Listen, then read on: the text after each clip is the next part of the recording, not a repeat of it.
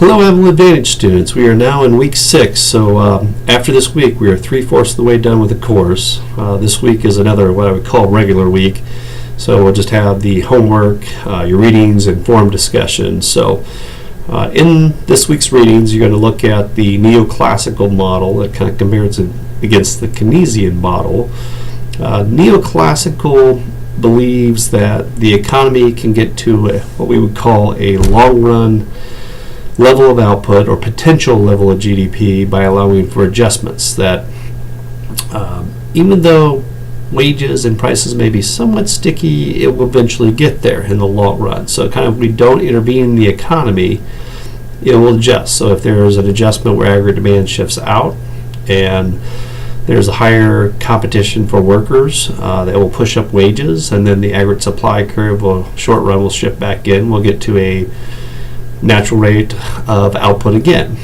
May drive up some price levels, and vice versa. If there is some type of a decrease in aggregate demand, then what will happen is there will be increases in unemployment and people will adjust wages down, and then we'll get back to a point of equilibrium again when aggregate supply shifts back.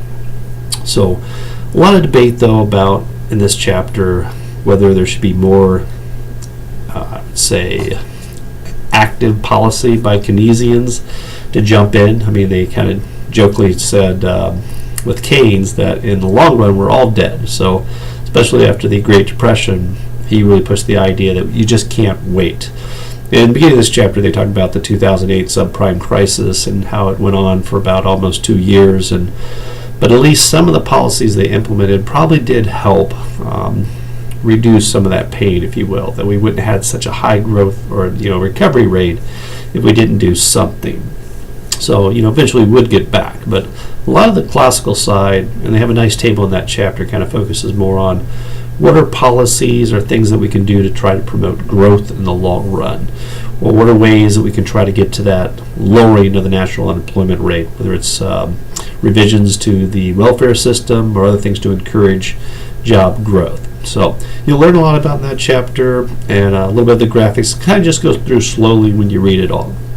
Chapter 27 ties into our forum discussion this week because it talks about the functions of money.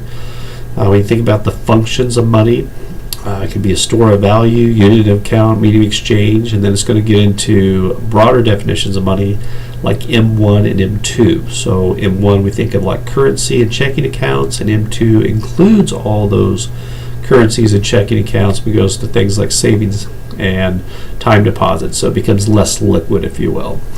And in this chapter 2, you're going to learn a little bit about the money multiplier, 1 over the reserve requirement, and you're going to understand how banks can create money not by more physical cash, but by creating more loans. And if you walk through the T accounts in the textbook, it will kind of explain how that process works. So, well, otherwise, I look forward to talking to you online during the week, but I want you to have a great weekend.